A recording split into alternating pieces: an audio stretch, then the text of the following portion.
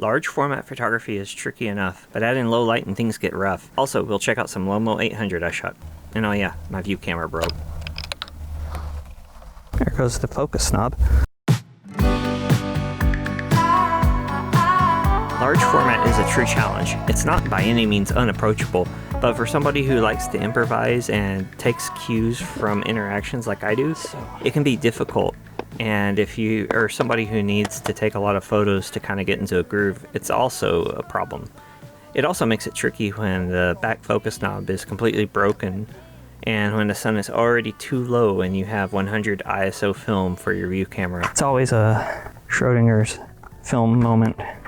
Is there film in there? Is there not? There's tripods, but you can only do so much with that before you're getting to a really long exposure. View cameras eat light. They have slow lenses for the most part, and the bellows will factor into the amount of time it takes to take a photograph. Also, you should probably load your film before you're on location. The first setup actually looked really good, except the problem was that because of the aforementioned low sun and the speed of the view camera setup, the sun was gone by the time I finally got the picture posed. So keep that in mind. Sunset moves quickly. Oh, no. Yeah, you can move, just try not to move back and forward too much unless you absolutely have to. An 8th. Oh, wow, slow picture. I'll let you know, it's gonna be slow, but it's gonna look really good. The sun moves quickly, especially at sunset, so you better be on top of your composition. And that's why a lot of people use flash and stuff like that. Kind of helps you make a composition that can, you can take your time for and you can construct. We'll get the shot. Don't move your head, but look closer to me with your eyes. A little bit more, a little bit more. All right, here we go.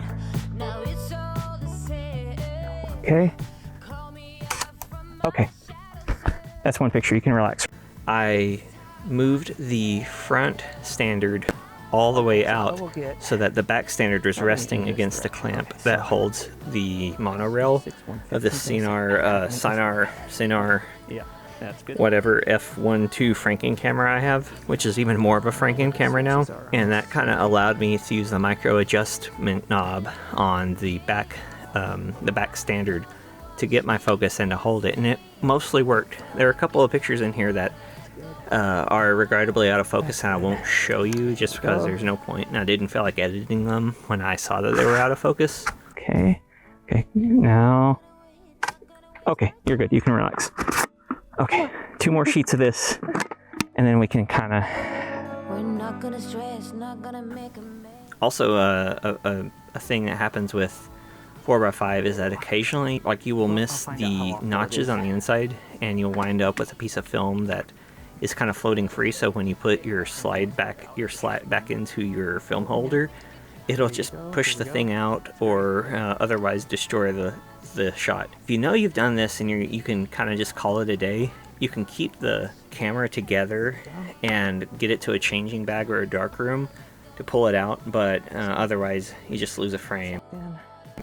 I will be saving one view camera shot for later, and it was by necessity to match up with the location on the filming. All right.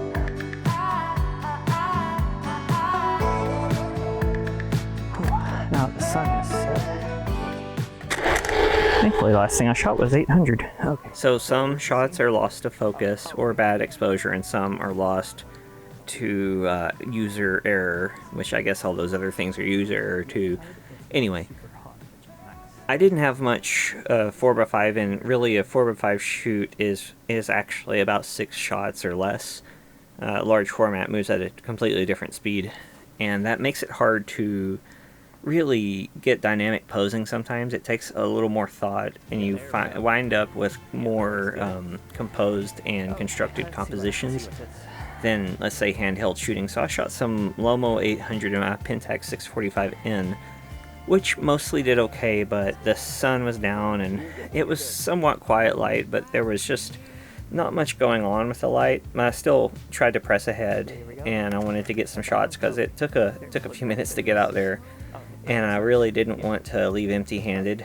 Black and white may have been a better option, or if I had brought a flash, that might have helped add a little bit of dynamic lighting. But it was also nice to see what Lomo 800 can do, and you'll see some pictures where I actually did shoot slow enough to get a little bit of light in there. And eventually I did add a tripod, as you'll see in a second.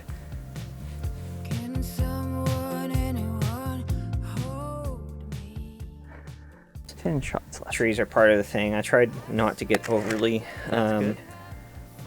cliche with it, but a lot of times this is a first shoot with Fernanda, and a lot of times when you're shooting with someone for the first time and they're not super experienced, it's just a matter of feeling things out and kind of figuring out things that work and things that don't.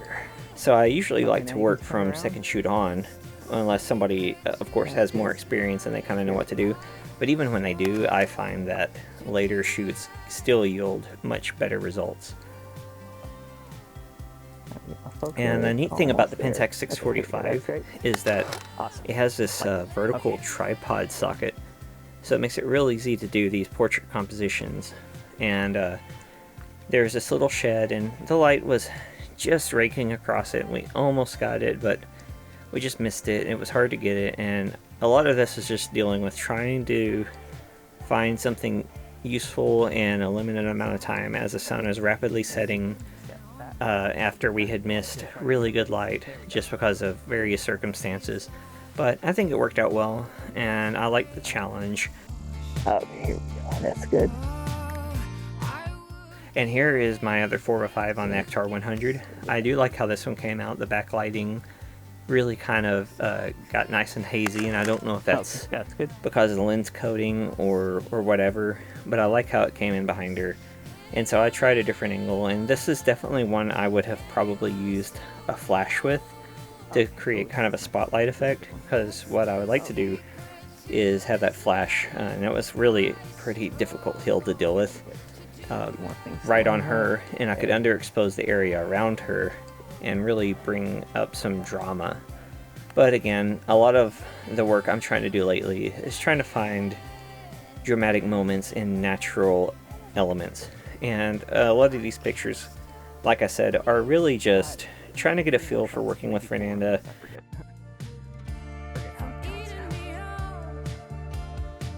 There we go. Oh yeah, this looks really good. Okay, let's see what my reading says. Oh, good. Back in the right direction. Okay, here we go. Hold that. All right. Yeah, we got 3 more. Worth a try. Okay. And really, even though I didn't yield like portfolio pieces from this shoot, I think, like I said last week, everything kind of builds up, everything adds up, and if you don't get your experience in somewhere, you're probably not going to want to get your experience in a high stakes situation. So that's kind of nuts and bolts moments of photography that leads you to the rock star moments where it seems like you really do know everything.